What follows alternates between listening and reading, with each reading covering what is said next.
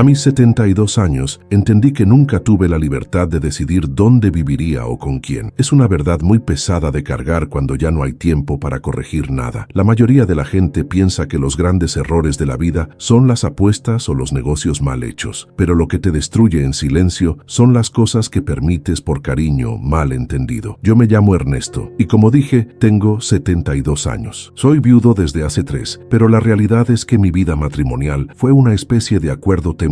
Nunca fue el centro de mi existencia. Y esto, lo sé ahora, fue un trabajo que empezó mucho antes de que yo cumpliera los 20. Mi madre murió cuando yo tenía 12 años. Éramos solo mi padre, yo y mi hermana mayor, Elena. Elena me lleva 7 años. Cuando mamá se fue, Elena asumió el papel sin que nadie se lo pidiera, solo porque tenía que ser así. Dejó la escuela, que ya estaba por terminar, y se dedicó a la casa a cuidar a mi padre, que se hundió en el trabajo, y a cuidarme a mí. Ella era todo: la cocinera, la que revisaba la ropa antes de salir, la que se encargaba de la papelería de la casa. Crecimos en esta dinámica. Yo la admiraba. Ella sacrificó su juventud, y eso no era un secreto. En la familia siempre se habló de eso. Pobre Elena, no se casó ni terminó la escuela por cuidarlos. Yo, por supuesto, sentía una deuda que nunca supe cómo pagar, y de la que ella nunca me cobró un recibo, pero siempre me presentó el saldo. Cuando cumplí los 19, tuve una oferta de trabajo para una empresa metalúrgica. Era fuera de la ciudad, a unas 10 horas en autobús. Era mi primera oportunidad de independizarme de verdad, de tener un sueldo decente y de no ser una carga. Se lo dije a mi padre. Mi padre asintió. Se lo dije a Elena. Elena me preparó la maleta en silencio. Estuvo 3 días, sin hablar mucho. El día antes de irme, a la 1 de la madrugada, cuando estábamos terminando de revisar los documentos de identidad que debía llevar, ella me preguntó si me iba a olvidar de ellos. Lo preguntó con esa voz ronca, sin llorar, solo con el peso de la resignación. Le aseguré que no, por supuesto. Le dije que volvería cada mes, que enviaría dinero. A las 8 de la mañana, cuando mi padre se estaba preparando para llevarme a la central camionera, Elena se sintió mal, un dolor fuerte en el estómago. No era algo menor, o al menos así parecía. Se doblaba y se quejaba, pero sin gritar, solo con un gemido constante que era mucho más efectivo que cualquier berrinche. Mi padre llamó al doctor de la familia, que tardó en llegar. Tuve que cancelar el viaje. Perdí mi asiento. Perdí la cita con el encargado de la planta. Perdí el trabajo. No podía dejarla enferma y sola. Mi padre estaba en pánico. Me quedé. Elena mejoró al día siguiente. No totalmente, pero sí lo suficiente como para levantarse y hacer un caldo. Cuando le pregunté qué había dicho el doctor, me respondió que fue estrés, que no era nada, pero que debía cuidarse. Asentí y no insistí más. El siguiente trabajo bueno que conseguí fue aquí, en el pueblo, en un almacén. Un sueldo menor, pero suficiente para aportar a la casa. Ahí me quedé por años. Las oportunidades siguieron apareciendo, como las moscas en verano. Siempre había alguna chica interesante, alguna posibilidad de mudanza, alguna idea de negocio con un amigo que quería poner una refaccionaria en otro estado. Cada vez que algo me emocionaba, cada vez que yo planeaba una salida que implicaba dejar la casa vacía o desatendida, Elena encontraba una razón muy seria para que no pudiera irme. Si era una novia, la chica en cuestión de repente era tachada de poco seria. No de manera directa, sino con comentarios sutiles sobre su educación, su familia, la hora en que regresaba a su casa. Si era un negocio, Elena descubría algún error de logística en los números que nos obligaba a repensar todo, hasta que el negocio se disolvía. Cuando conocí a Lucía, mi esposa, la situación fue diferente porque ella era del pueblo y no era de causar problemas. Elena la aprobó, pero con una condición que era casi invisible. Cuando nos casamos, y esto fue a mis 31 años, Lucía y yo compramos una casa pequeña, a 4 cuadras de la casa de mi padre y Elena. El día que firmamos la hipoteca, Elena se presentó en la oficina del notario. No sé cómo se enteró, pero llegó y se sentó en la sala de espera. Luego me pidió hablar a solas. Me dijo, muy seria: Ernesto, sé que te casas, y está bien, pero tu padre ya está mayor. Si te vas tan lejos, ¿quién lo va a cuidar? ¿Quién va a ir todos los días a asegurarse de que se tome su medicina? 4 cuadras no era lejos, pero para ella era el otro lado del mundo. Ella no lo dijo como una orden, sino como un lamento, como la súplica de una mujer agotada por el deber que no quería fallarle al padre. El resultado fue que Lucía y yo, para tranquilizarla, terminamos comprando una casa que estaba justo detrás de la de mi padre. El patio trasero colindaba con el nuestro. No teníamos que caminar 4 cuadras, solo teníamos que atravesar la barda por una puerta de madera que yo instalé. Lucía, que era una mujer paciente, al principio no le dio importancia, pero con el tiempo, esa puerta de madera se convirtió en un túnel de control. Elena entraba a nuestra casa sin avisar, revisaba la nevera, nos daba consejos sobre cómo debíamos podíamos educar a los hijos que todavía no teníamos y se aseguraba de que todos los domingos comiéramos en la casa grande, sin excepción. Yo estaba atrapado, pero no lo sentía como una prisión, sino como un tejido de obligaciones. Yo era el ancla familiar. Mi sueldo pagaba la comida, el mantenimiento de las dos casas y ayudaba a mi padre. Mi presencia era la garantía de la estabilidad de Elena. El momento que me abrió los ojos ocurrió hace apenas 6 años, cuando mi padre ya había muerto y Elena se quedó completamente sola en la casa grande. Yo tenía 66 años. Mi esposa Lucía ya estaba enferma. Los doctores nos habían recomendado ir a la capital para un tratamiento más avanzado que era costoso, pero que la ayudaría a vivir más tiempo. Yo tenía mis ahorros. Vendí la casa. La vendí rápido, a buen precio, para tener el dinero líquido. Estaba emocionado. Finalmente iba a dejar el pueblo. Iba a cuidar a Lucía. Le dije a Elena lo que iba a hacer, que la casa grande se quedaría a su nombre y que yo le enviaría una pensión mensual. Ella me miró con una calma que no me gustó. ¿Y qué va a pasar conmigo, Ernesto? ¿Quién va a cuidar esta casa? Sabes que si la dejo sola, la gente se mete. ¿Y si me caigo? ¿Quién me lleva al hospital? Yo ya estoy mayor, no puedo manejar la logística. Yo le dije que era absurdo, que teníamos vecinos, que podíamos instalarle alarmas, que contrataría a alguien para que la visitara a diario. Yo tenía que irme. Lucía era lo primero. Ella no me contestó, solo se fue a su cuarto. Al día siguiente, cuando yo estaba en la notaría cancelando el cambio de propiedad y asegurando los últimos detalles de la mudanza a la capital, recibí una llamada del abogado. Me dijo que había un problema con el título de la casa que Lucía y yo habíamos vendido. Un problema serio de herencia. Yo le dije que era imposible, que la casa era nuestra, comprada con hipoteca. El abogado me informó con mucha cautela que el terreno de nuestra casa, el que yo había comprado hace más de 30 años, había sido segregado de una propiedad familiar en una fecha específica y que en esa fecha, 20 años atrás, yo había firmado un documento donde renunciaba a la titularidad completa de ese terreno en favor de mi padre, a cambio de una pequeña suma de dinero que supuestamente me había pagado para la compra del coche. Un documento que yo no recordaba haber firmado, o que si lo firmé fue parte de una pila de papeles de impuestos que Elena me ponía. El documento estaba ahí, con mi firma. Esto hacía que la venta no pudiera realizarse hasta que el problema de titularidad se resolviera. Y el problema era que al morir mi padre, ese terreno volvía a entrar en la herencia general, la cual estaba repartida entre Elena y yo. Esto significaba que, técnicamente, para vender la casa, yo necesitaba la autorización de Elena para que renunciara a su parte de ese porcentaje de terreno. Fui a buscar el documento original a la casa de mi padre, a la casa grande, al cajón donde Elena guardaba la papelería importante. Nunca lo encontré. Ella me dijo que seguro se había perdido, o que se había quemado en una de las ocasiones que quemábamos la basura del jardín. Tuve que detener la venta. Tuvimos que devolver el depósito. Perdimos meses. Lucía se puso peor. Tuvimos que empezar el tratamiento aquí en el pueblo, que era menos efectivo, más lento. Una semana después, yo estaba en el banco revisando mis cuentas y el cajero me preguntó sobre una vieja caja de seguridad que tenía a nombre de mi padre que yo había olvidado por completo. Le dije que no sabía si todavía estaba activa. El cajero la revisó en el sistema. Me dijo que sí, que se había abierto hace muchos años a nombre de mi padre y que mi padre la había compartido conmigo y con mi hermana, Elena. El registro mostraba que había sido abierta 2 veces en los últimos 6 meses, siempre por Elena. No dije nada, solo pedí ver el registro de cuándo fue abierta la última vez. El registro mostraba que la caja había sido abierta la tarde después de que yo le anuncié a Elena que vendería la casa para irme a la capital. Y el registro también mostraba la fecha de apertura inicial, la misma fecha que aparecía en el documento donde yo supuestamente renunciaba a la titularidad de ese pequeño terreno 20 años antes. No necesité ir a la caja de seguridad. Entendí perfectamente. Ella había guardado el documento, me lo había recordado con una llamada anónima o con una visita al abogado, y luego lo había recuperado para que yo no lo pudiera destruir. No era dinero lo que había, era la prueba